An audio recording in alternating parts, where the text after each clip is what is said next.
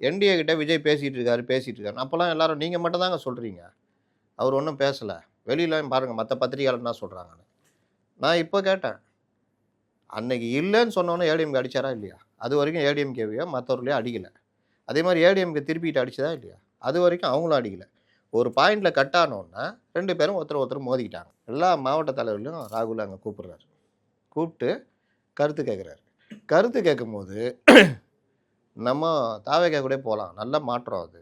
இவங்க இது வேணான்னு பல பேர் சொல்றாங்க. ஏன்னா 18 எம்எல்ஏக்கு தான் லாபம் திமுக கூட இருக்கிறது. மத்தபடி வேற எந்த லாபமும் எல்லாருடைய கருத்து என்ன இருக்குன்னா, 18 எம்எல்ஏ வைக்கிறாங்க. நேத்து என்ட்ட பேசின அந்த காங்கிரஸ் தலைவருடைய பையனும் அதான் சொன்னாரு. சார் 18 எம்எல்ஏ வச்சு என்ன சார் லாபம்? அவங்களுக்கு வேணா லாபம் இருக்கும். காங்கிரஸ்க்கு என்ன சார் லாபம்? அதுக்கு ஒரு முயற்சி எடுத்து பார்க்கலாமே சார். நல்ல விஷயமாச்சே சார் அப்டின்னாரு.